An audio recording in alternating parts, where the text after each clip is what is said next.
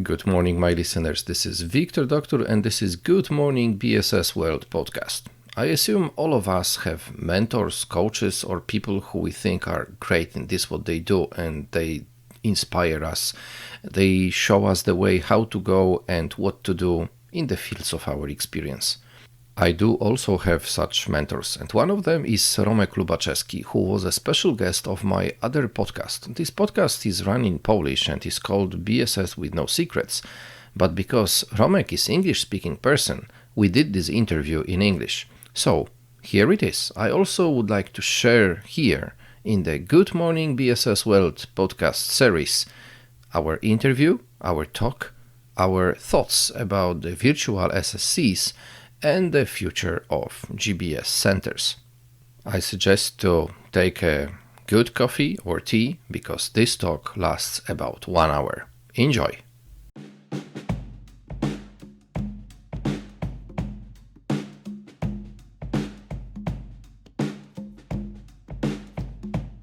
Good morning, my listeners. This is Wiktor Doctor, and this is BSS with No Secrets podcast. Today, again, we are live with a special guest, and my guest is Romek Lubaczewski, partner at PwC.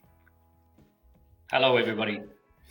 Hi, Romek. I need to say a few words in the very beginning because actually this is you who had a big impact on the way how I am performing at the moment. It was the year 2006, if you remember it, when okay, you may not remember, but this is the year when we met for the first time.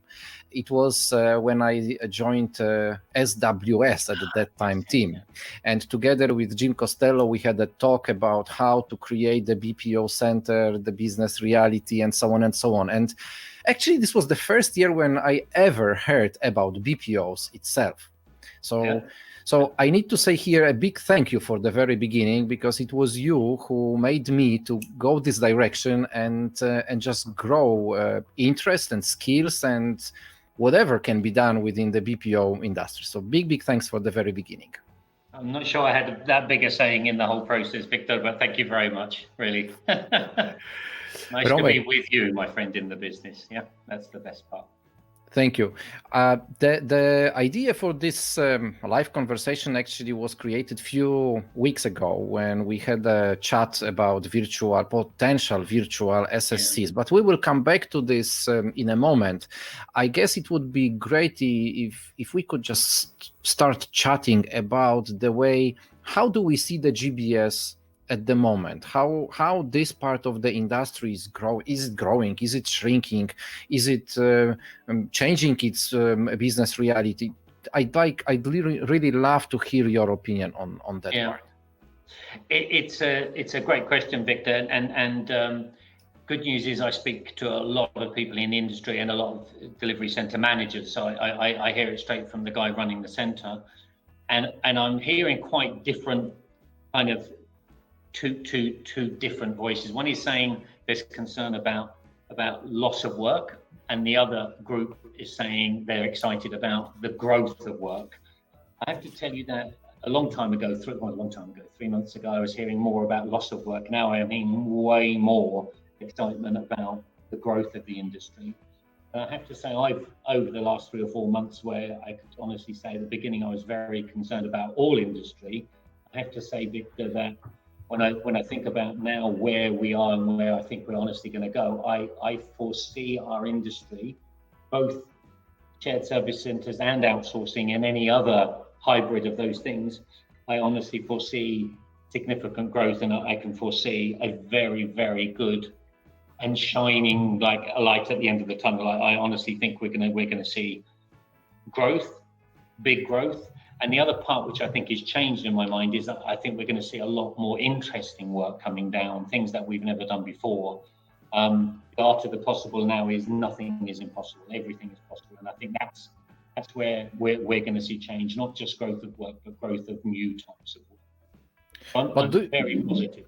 But I will interrupt you here for a second, but do you see this growth like globally or locally in certain areas? Is it a common trend all around the world, like from India going through Europe, ending on US, or there are some regions where actually are more active in that area? I think India's a bit unique as always. I think India has seen some tough times in the last 3 or 4 months because the BPO industry suffered in the early weeks, and that's clear that they had a tougher time. They weren't ready for it. Who was? But when you're doing it for an external body and they're paying you, then it's obviously more visible and people are more likely to complain. So I think India started very badly. I think now the big question is outsourcing going to grow or flatten out or shrink? That I don't know. I think BPO is going to be faced with different problems to shared delivery centres and the business that I know better.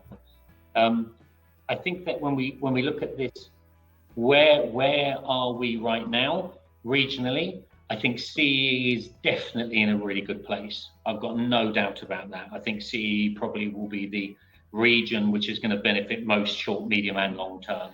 I think India is going to have a bit of a plus minus and a bit of a yin yang. Everywhere else in the world, I'll be honest, if you think logically, the Americas, most of their work, North America, is actually flowing out. Question is, will any of it stay? And bigger question is, will any of it flow back? So are we going to see outsourced providers closing offices and the work going back to their clients? I think we will find and see some. Will that be a trend? No. And will it be a big percentage impact on the industry? No, I really don't think so. I think we'll experience a few, but I don't think it's a big one. The interesting one, Victor, that I've heard more and more, and now I've actually heard of 2 examples, is where companies are clearly going to be in financial problems. And then the question is, do they and can they foresee that their delivery center is actually an asset? And can they sell it? And you've heard the same, I'm sure, is lots of outsourcers are in the market right now saying we will buy up centers. And I think that's a really interesting thing for our industry is, do I foresee this being big? Yes, not massive, but you know, in the 25 years I've been in industry in CE, we've heard of 2 of them. Could I see 20 in the next 2 years? Yes. I think companies are going to be financially distraught enough that they can see an easy way to make an amount of money and get rid of a problem is actually to sell it as an asset. And I think that's an interesting. But of any type of activities, because this what you say, I heard also in the previous years, but it was usually limited to the IT-oriented organization. Actually, now I can also hear some voices from investment funds coming from either US, UK, Canada, or Switzerland, that they are very interested in purchasing the existing companies, just taking them over, grouping them somehow, and delivering the IT-based services. But do I understand you well that this is also focused on the other type of services as well? Yeah.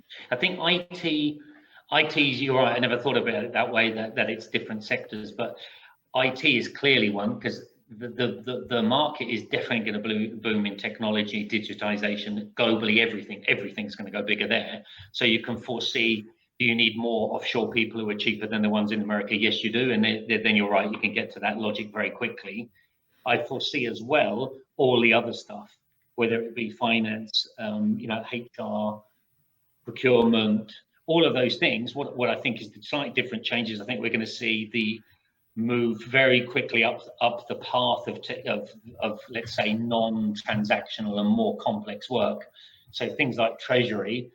Everyone will reel off 3 or 4 companies that do treasury. I think treasury will be something that in the next 2 or 3 years we'll see half the centres having big treasury departments. There's now 2% of them too. So I think it's a bit of everything. For me, the bigger change will be in the non-IT because I think it will be more varied, the work. I think IT is just going to grow.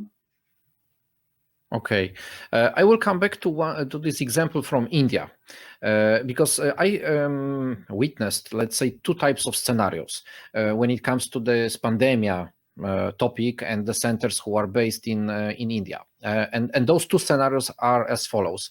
One of them is when we talk about the chain of GBSs, so the global business centers, who are present in India, but are also present in the other time zones, like in CE region or in Costa Rica, for example, or wherever. And here the story which I heard is that those ones don't want to cancel or don't want to move outside of India because their services are provided all around the world, and it's good to have this cost limiting element, which is delivered by the India-based or Philippines-based centers. So they don't think about moving, like, let's say, bigger changes over there. But there is the other group, and the second group is for those who have only presence in India or in Philippines. And those one I heard that are considering actually to do some differentiation of their work and are looking for this additional, maybe smaller sites, but in more secure environment, like in CEE region. Would you agree with that statement? I think it's a brilliant, again, never thought about it that way, but I think it's absolutely the right approach. If you're looking at it strategically, is that the right thing to do? Yes. What I would think is strange though, Victor, is if you think how many companies only have in their model GBS in the Far East, in India, etc. How many only have the model where they're only there? That's not many. Not many companies are only going to be English language, which is going to be the UK and in US and Australia. Everyone who needs other languages is either going to be in LATAM or in Central Eastern Europe. So there may be a large group of them, but it's probably not as many as the ones we know, because the guys we know tend to have 3 or 4 centers already. Most big companies have a GBS footprint, which is 4 or 5 centers. And they've got to that logic earlier, which is having all of the scope in one place. There's a risk element to that. What I find about COVID, which is so interesting, is we never, ever thought about business continuity on the basis that the whole world would be impacted. I think we all thought it would be flooding in Poland or illnesses in India or something like that. But I don't think anyone ever looked at it that would actually impact everybody, which is so unique. So no one was ready for this. Okay. But I have to say, I'm with you. I've heard a number of people say that India probably won't grow. Their CEE is definitely moving up. That interest level is that CEE is more interesting than India for growth. Not for a new center, but to grow next footprint, grow new scope. But is it only CE, or also the Southeastern Europe is on that map? Because last year I actually attended very interesting event in Plovdiv, where there were representatives coming from Bulgaria, Romania, but also Albania, Croatia, Serbia, and those destinations. And they were sharing a lot of interesting data showing that this whole Southern European region, at least based on those data which they were showing, is becoming very active. Not necessarily in only IT services, because it was natural for them for the past years, but also for the others. So I guess this is not only now CE we are talking about, but this region is a little bit wider. Yeah. I think of CE from the Baltics all the way down through Bulgaria, etc. So I don't limit it to the northern parts, but it is interesting what you're saying. I definitely see more southern Central and Eastern European countries being more aggressive in the market, which is great. And the governments have realized that this is really great jobs, well paid, a very stable environment. It's good jobs. So this is something they should be fighting for. So I think that's a very positive thing, and I see it. I guess my one challenge though is, although it's cheaper than North Central Eastern Europe, which is clear, there's no doubt about that. What I experienced when I went first time to Romania, which is now 15 years ago, and opened a center in Cluj, Cluj-Napoca in Romania. At that time, we were the third center going in, and the market was like Krakow 25 years ago. In other words, really 50 people turned up for every job, and the CVs were flowing, and it was brilliant. It didn't take very long for Cluj to actually be viewed as hot, and then very hot, and then a no-go. And I don't mean 2 or 3 years, but 5 years later, that type of city can't cope with 20 centers going in the space of 5 years, because they're just not physically big enough.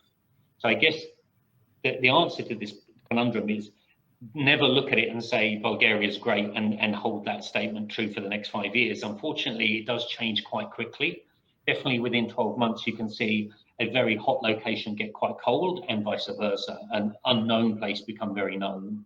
So whatever article you're reading, check the date on it would be the advice I give. Oh, absolutely, and the same we can say about Poland. Yeah, our country has also changed a lot within the last 2 decades of the presence of the GBS industry in here, and the same is happening, for example, in Lithuania.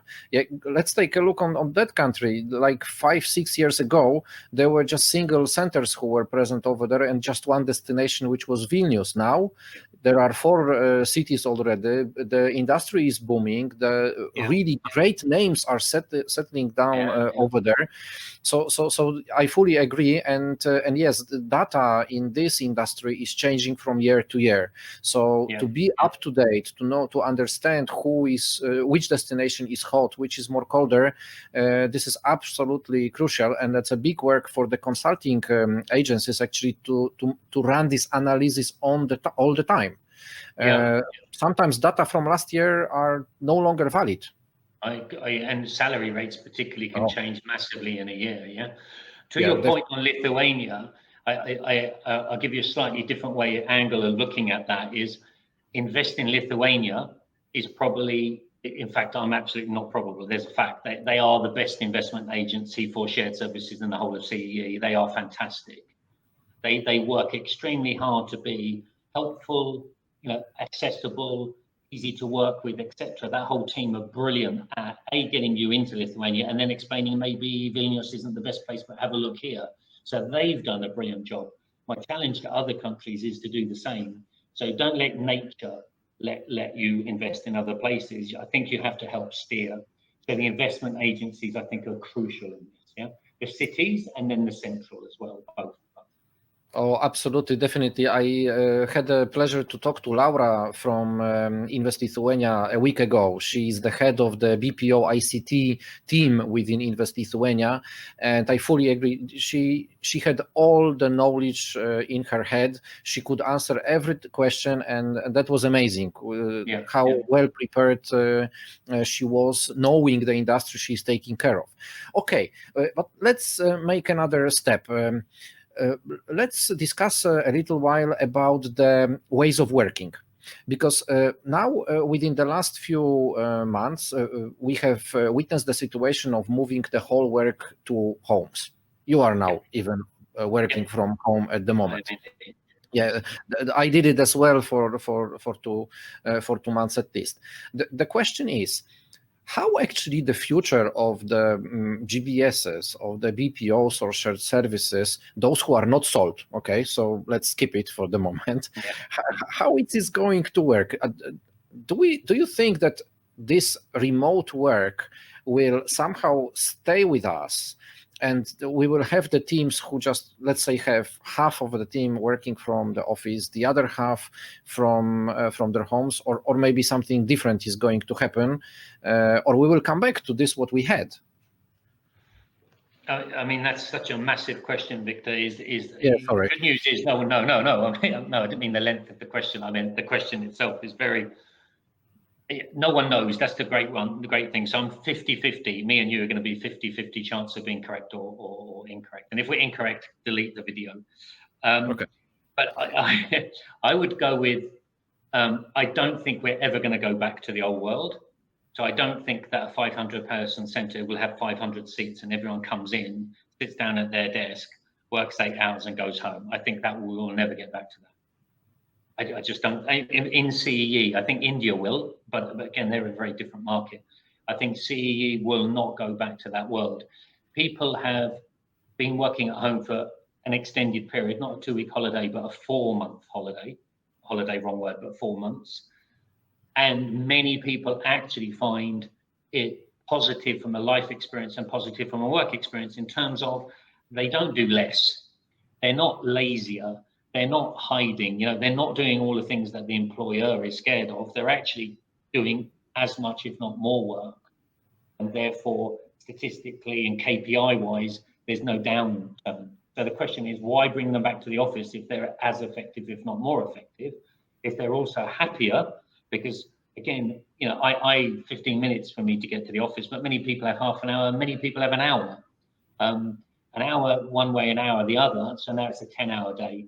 Is it better to give the person 9 hours at home and actually be more effective and efficient? So that's definitely part of the angle to look at. What concerns me though, Victor, is I'm definitely never going to be a fan of the idea of I only work from home. So in other words, I'm 100% at home and someone else is 100% in the office and we never actually physically meet. And my logic here is in a team of 10 people, the true benefit comes of that team element of when you actually know each other, sit with each other, go through problems together, learn, teach, share, etc., etc.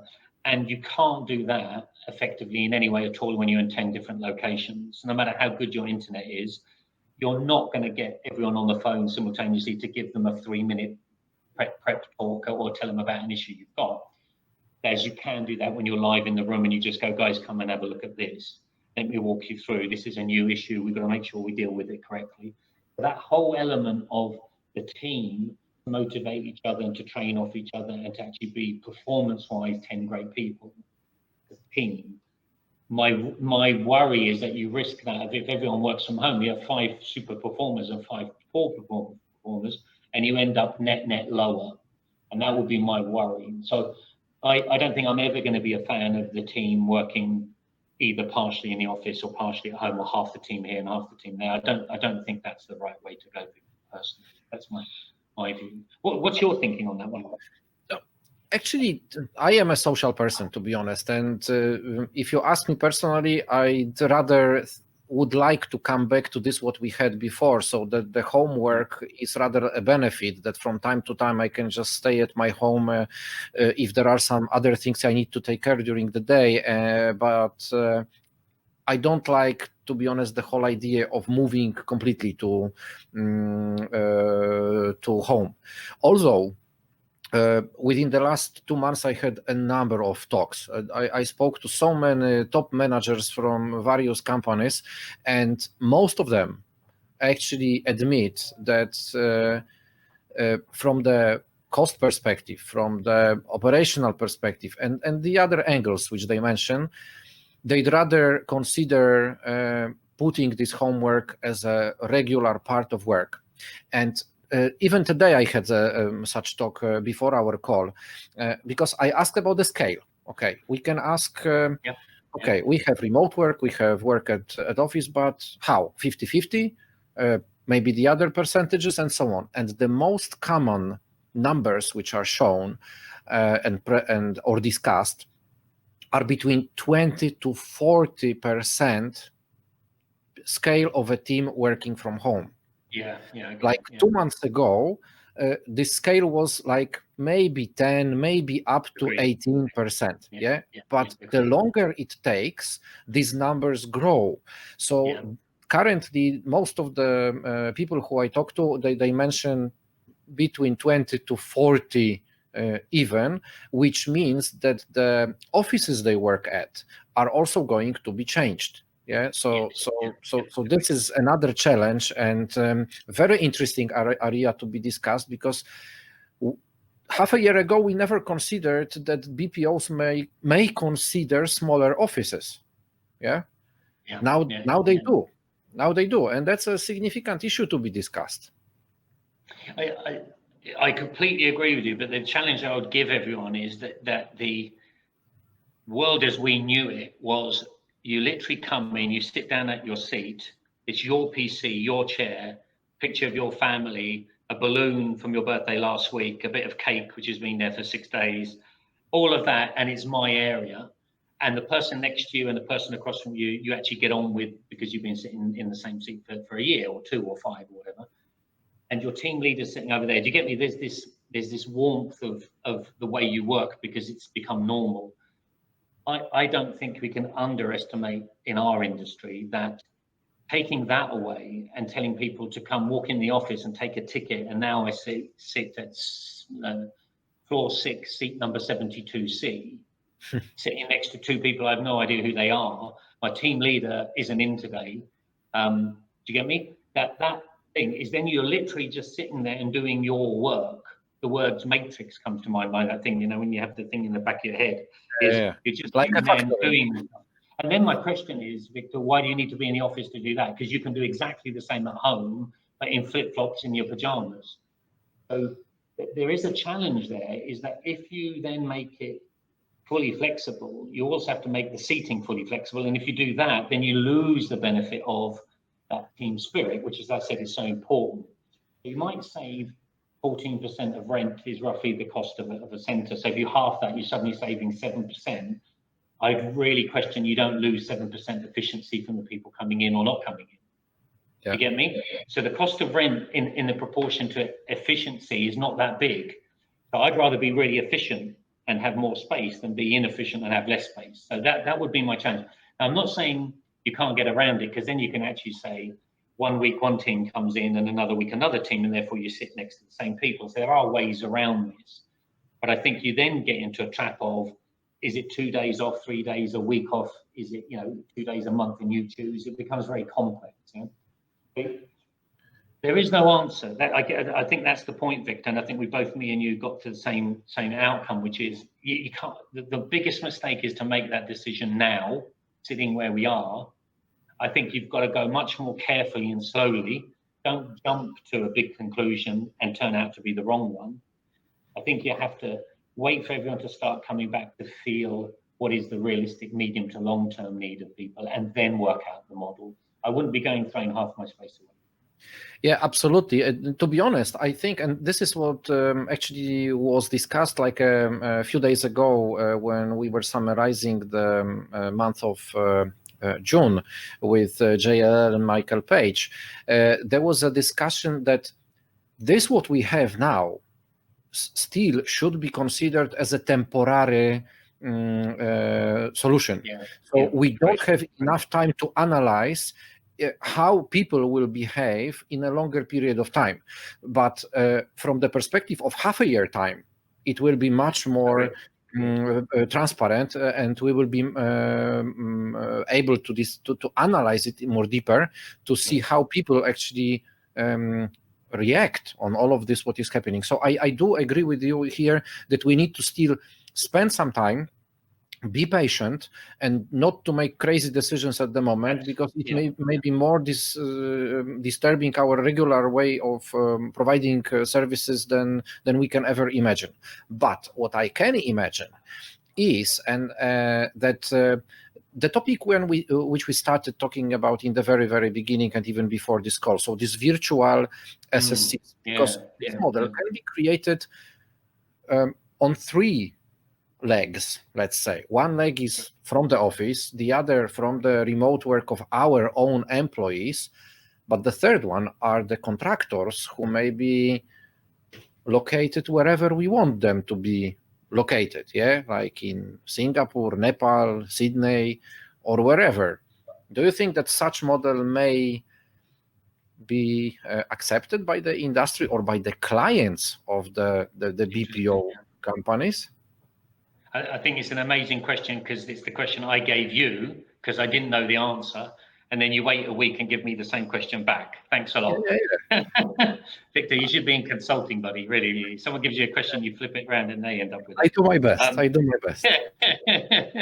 And obviously, the great thing was that I rang Victor, so that just shows how much respect I have for you, because I rang 3 people, and you were the first of the 3 I rang to ask. And the reality is, I don't think anyone knows, and it's a really interesting question that 2 clients gave me, 2 different clients, saying, do I expect or foresee that, like you said, Victor, it's a 3-legged stool? Office-based people, shared services, the same people working from home and somehow mixing that. And third leg of the stool is a random group of subject matter experts that sit wherever the SME sits. And I've had a bit of time, so I've had a bit more than a week to think about it.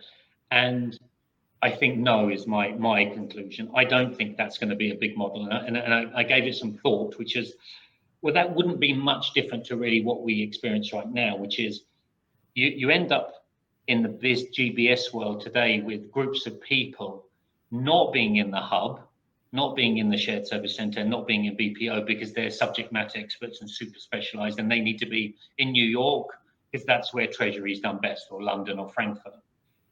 So then you ask the question, well, why don't you leave them there? Well, my point would be, is they're there already. So you're leaving the same people. So then is it really more that you're moving people who are currently viewed as part of the business and moving them into GBS?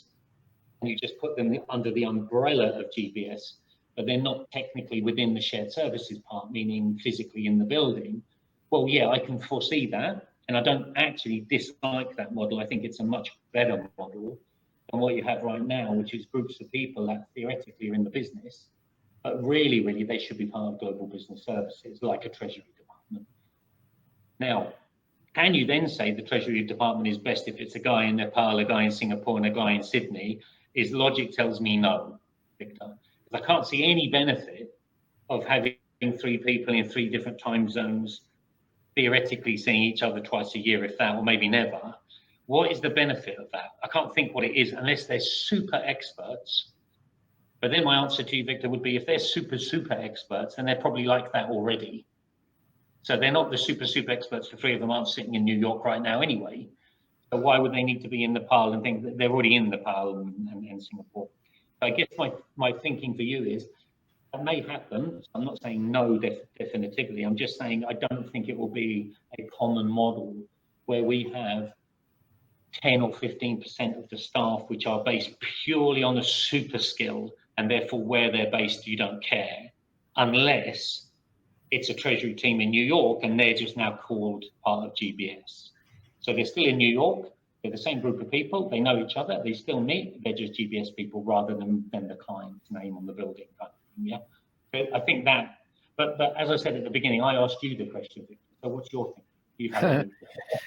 And to be honest, I did my lesson, so I thought about that a lot, and also had additional discussions with some other people from Poland, but not only from Poland. I did also ask some of my friends all around the world, and I believe that this is something.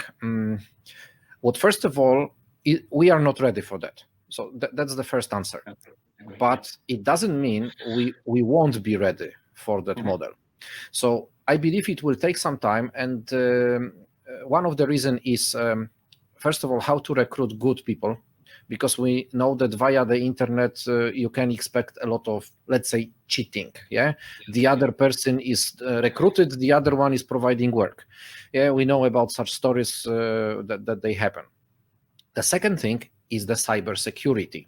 So if we are able to give some part of our business to external person who was recruited only via internet, even if we provide him secure VPN or whatever it is, still we don't know who is taking care of this data.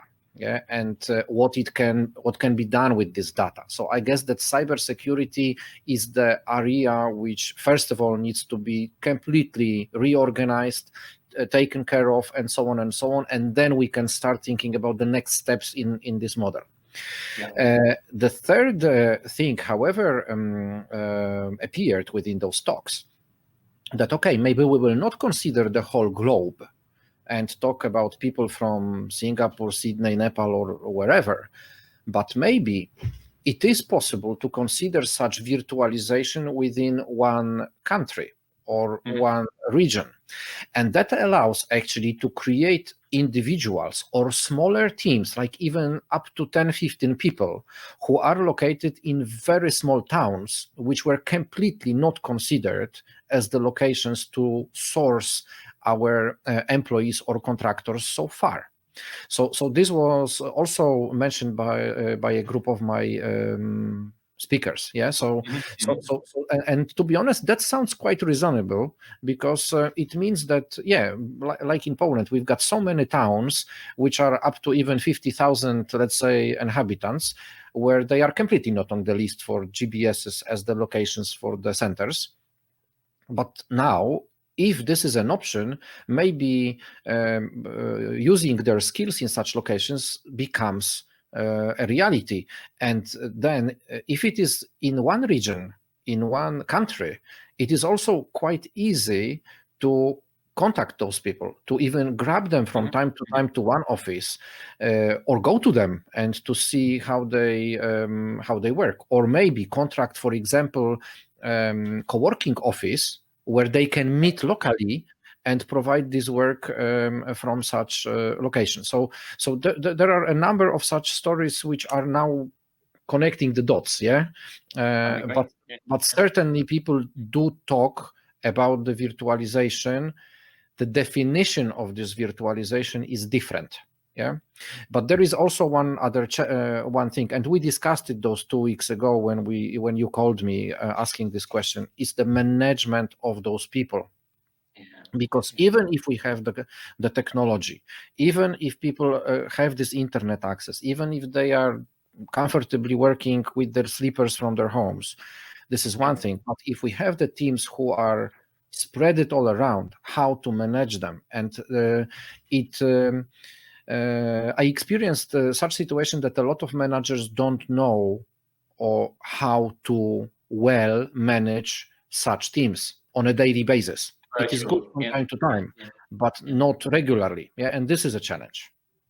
I agree. And as you were saying that, my thought process was, we're in Krakow. I'm in Krakow. Sorry, you're in Warszawa, but I'm in Krakow, and setting up a 20-person team in Bochnia and a 30-person team in Tarnów, which is half an hour drive and an hour drive for me. You think, hey, that's really logical. Is that so difficult to do? No. Can we do it? Yes.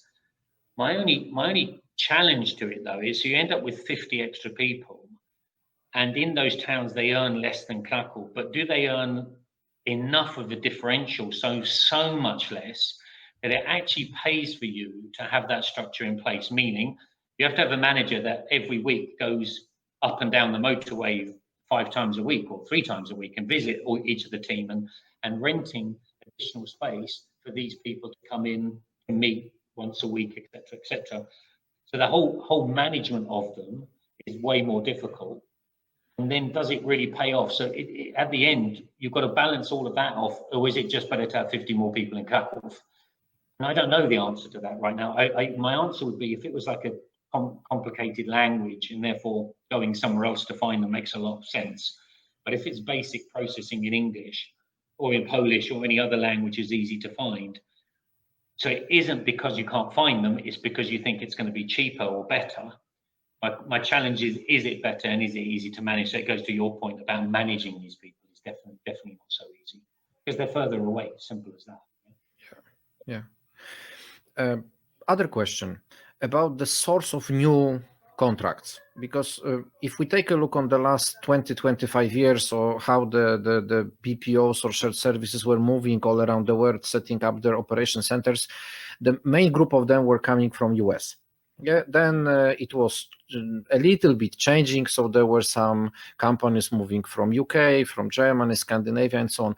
Do you think that still US will be the leader in setting up new operation centers? Doesn't matter if captive or in the BPO model within the next years, or now it is more time for Western and Northern Europe who will become more active in that field?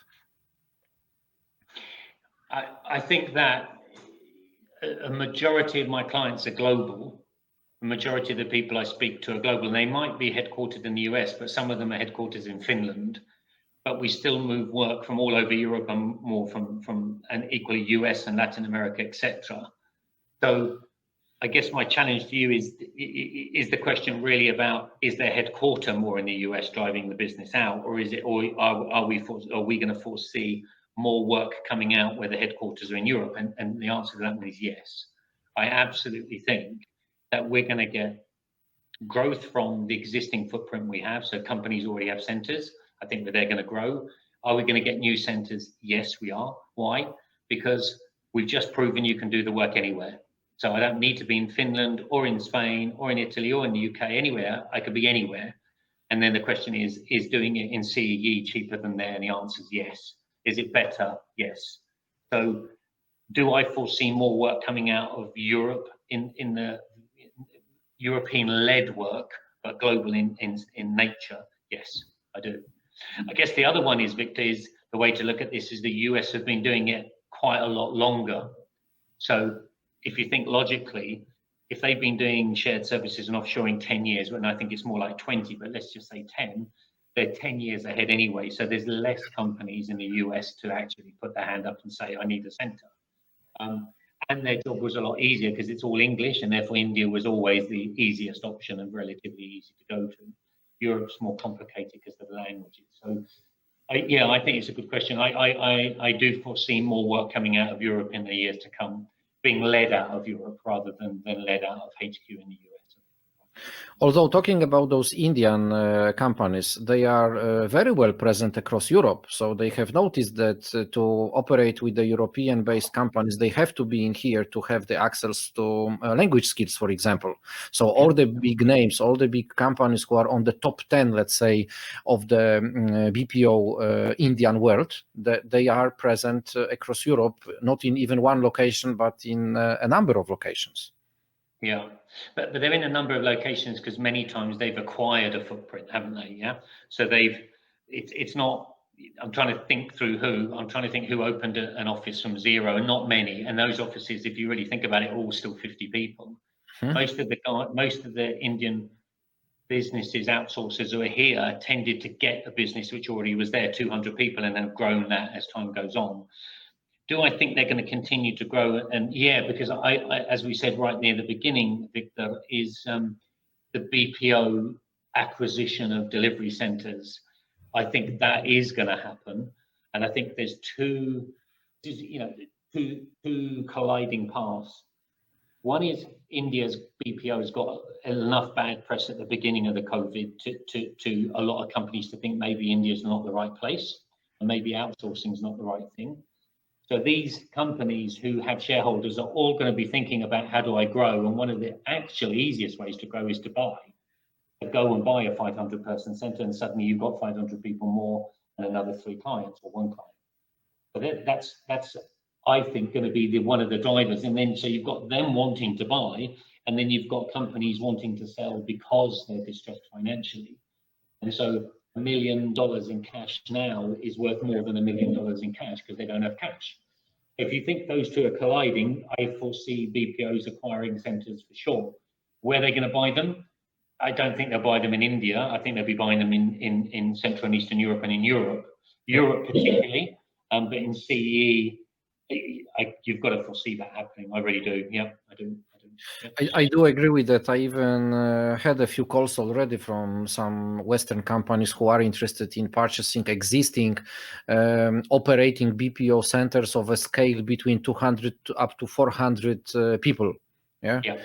So those are the questions which you can find from time to time. And the problem is that those who theoretically are for sale, they are not saying it loudly. Yeah. So it's hard. So it's hard. Yes. And Victor, the guy that you can ask the question is often the general manager, and he's not super keen on being sold. Yeah. Unfortunately, a lot of these companies, their headquarters are a long way away, and they're the people thinking about it. And me and you don't know those guys. We know the guys running the centers. So you've got to go and find the right people to talk to. I think, Victor, we're going to see this coming up. I think we're going to see centers for sale, but I don't think this is going to be widely known. It's going to be quite secretive. It is a sensitive topic, yeah. Come on, so you don't talk about it in the first lines of the headlines, but yes, it is a new reality, and yes, companies are more willing to be or sold or who want to buy them. Yeah, so this is happening already. Romek, the last area I wanted to cover in our talk, because it's already 40 minutes behind us. I don't even know how fast it went. But coming back to those virtual teams, in understanding working from home, working from remote places, and so on and so on. How about automation and robotics and digitalization of work within that area? Because I expect that actually, if we want people to work outside of our offices, it would be obvious. The more we automate this process, the better. Yeah. So to avoid any repeatable tasks or to secure the let's say the way how we give people the same type of work, for example, and so on and so on. What's your opinion on that? It's probably one of the biggest topics that everyone's going on about. I think automation and digitization is a bigger topic than offshoring. So when you talk to COO, CIO, and you ask them what are their big plans, most of them are talking about, the GBS footprint, much more automation, chat box, AI, off you go, machine learning, etc., etc., etc. And I get it. It's just a very logical conclusion. Don't move the work, eliminate the work. It's very logical. My only challenge, Victor, though, is that was no different 5 years ago when robotics came out, right? And no different at all. And yet you tell me how many companies and clients and firms out there, in our industry, that would really claim to have implemented robotics to a massive success, have eliminated 20 or 25% of the workload and workforce. You tell me, because I don't. I know some, but very few. Many of them have stories about, they wanted to do robotics. Everyone said it was the greatest thing on earth, and their boss was pushing them. So they got 3 robots, and 2 years later, they have no robots left, or the 3 that they put in place have disappeared. My point to you, Victor, is it was difficult to do before.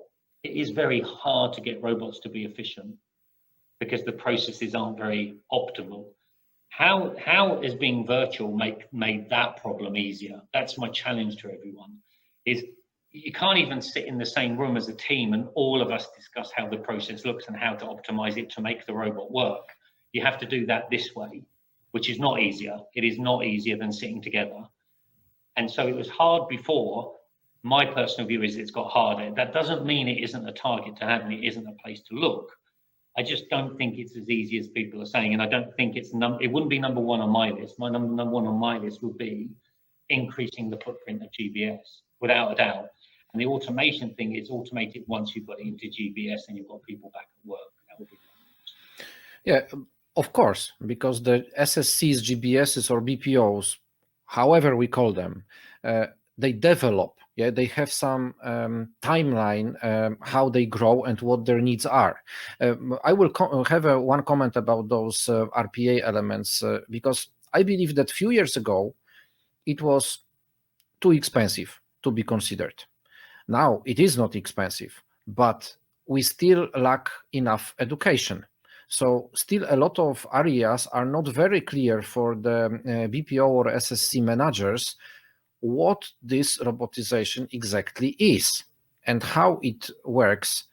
So people are just afraid of it because we are afraid of this, what we don't understand how it works. Mm-hmm. So I guess that this is a big challenge for the RPA companies to do a lot of education work.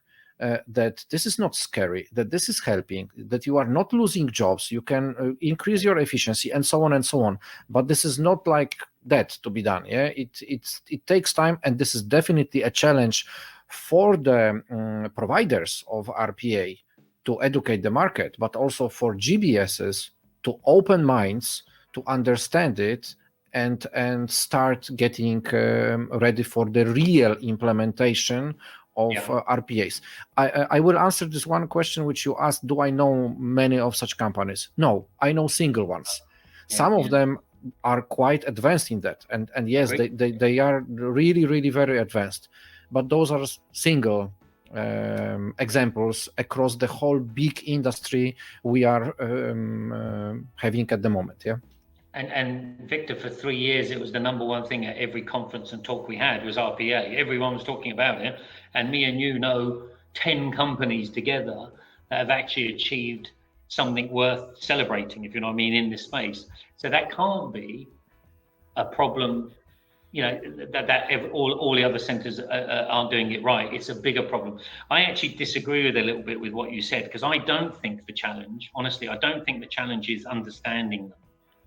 I think the challenge is the process. I think that we currently have the view that the robot needs to be developed and implemented in the center, and therefore the information, the starting point is info that comes into the center. If the info that comes into the center is varied, meaning landscape, portrait, yellow paper, green paper, and you always need it to be A5 landscape on white paper, and about 20% of it comes in that way, then the robot's not going to be efficient. Unless you get everyone in the process at the beginning of the process doing it the right way, you're not going to achieve the robotized element of success. And I think that's the much bigger problem, rather than the people in the center worrying about their jobs and everything. I don't think that's the problem. I think you don't have enough volume to pump through the robot because of a complete lack of standardization. That would be my No one said we have to agree with every sentence which we say here. Romek, the really last one. Short question, short answer. A week ago, I spoke to Kerry Hallard, the head of Global Sourcing Association UK, and they were just after running some survey across their members and across the industry. And one of the outputs out of this survey was that the expectation of the growth of the GBS industry this year, 2020, won't be higher than 2 to 4%. Do you think it is the right number or too low? I think it's going to be -2 to +2%. Really? Yes. So you even expect that it will be minus in here? In this financial year, meaning in this calendar year to the next 6 months? Yes. Yeah. My logic here is, although I completely agree that there's new work coming and we're going to grow, that isn't happening while we're in the middle of COVID, because no one understands where we are. So the new stuff is just thought process. No one has this in their pipe. So this isn't starting next week. What is starting next week is centers which are in industries like tourism, restaurant businesses, which are going to, I wouldn't say collapse, wrong word, but by volume of workload collapse. Those centers are not going to be able to maintain their headcount because they don't physically have enough work. And so those are tomorrow going to be in a problem area of too many people for not enough work. And so shorter term, I truly believe that we're going to see shrinkage, and the growth to counter that is not short term. That's very interesting, to be honest. So I already thought that this what Kerry was saying was quite low number, but it looks like they are optimistic comparing to this what you are saying. Yeah. Romek, it was a great pleasure to have you here in my podcast, BSS with No Secrets. For you, my viewers and listeners, it was a great pleasure having you also with us on this live session.